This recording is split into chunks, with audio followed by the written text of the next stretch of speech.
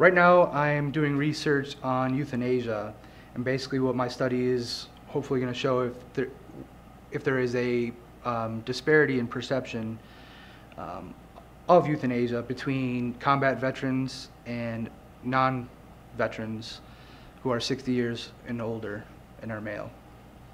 I usually ask a student why they're interested in the topic that they're interested in. And so I'm curious from you, since you talked a little bit about what the topic is, how you came to be interested in it and why you wanted to pursue it. I had a thought. A lot of guys I knew in the military, because of the experiences that they've had, they kind of look at life a little bit differently. And euthanasia is a pretty hot topic in gerontology, end-of-life decisions.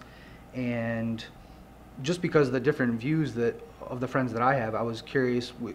I'm sure it's the same with the aged population, and I wanted to see if their perceptions of euthanasia differed because of their combat experience. My thought was that more people would be pro-passive euthanasia, which is just the withholding of medical treatment to die a natural death, and more against active euthanasia, which is, the termination of life through drug injection or whatnot.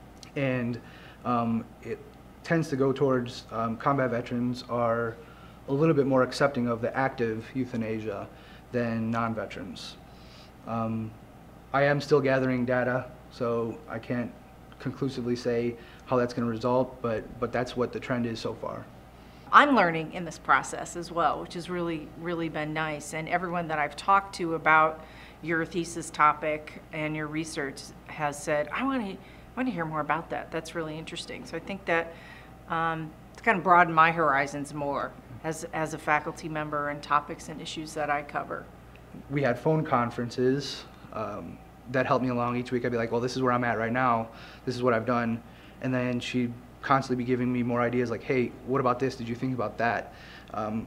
So my thesis was able to take form from an outline that we had gone over and collaborated on, and then just grew into this legitimate research study.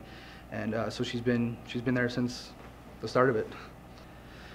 In a professional way, it's the data that I'm getting is very interesting to me. I've received some really great qualitative answers, and which have been kind of enlightening to me.